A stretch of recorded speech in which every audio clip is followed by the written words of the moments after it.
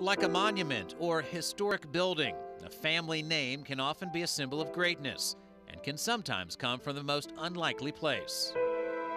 Virginia, 1861, before the Civil War, a time when people were owned. A young black man named Charles Rich Patterson decided to run away to the north. Family history says he escaped and had to travel across country by himself. One account says Charles hiked the Allegheny Mountains and swam across the Ohio River. It is not known whether Charles was a slave or not, but he did end up in a place that was much more friendly to a black man, Greenfield, Ohio. He became known as C.R. Patterson. He was a blacksmith by trade. Historian Harold Schmidt says C.R. was regarded as the best.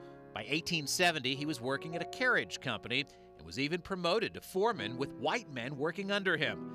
It was then that he met a white man named J.P. Lowe. They partnered and became carriage makers, and when Lowe died, Patterson became the sole owner of the business, and he eventually changed the name to C.R. Patterson and Sons Carriage. And they made school buses too back then, horse-drawn school buses. Greenfield resident Tom Smith has spent years studying the Patterson family business, from buggies to cars.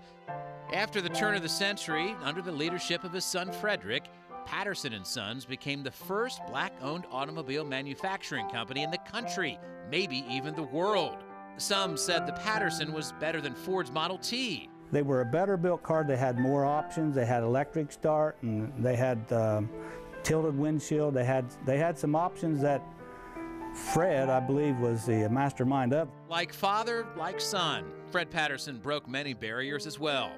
Years before his success with the company, he was the first black student at Greenfield High School. The Patterson family made history in so many different ways, in different walks of life and in different arenas. In the 1860s, Charles ran away from a world of slavery, and not 3 decades later, his son Fred ran to cheers. They were cheers from Ohio State Buckeye fans. Fred Patterson was the first black player to play at Ohio State University.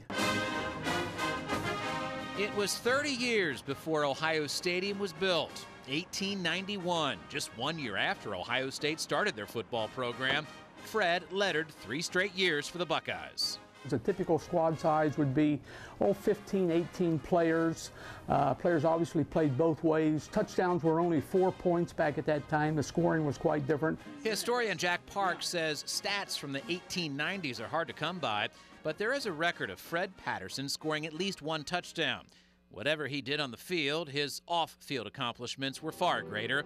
Fred was just the 2nd black student at Ohio State and class president in 1893.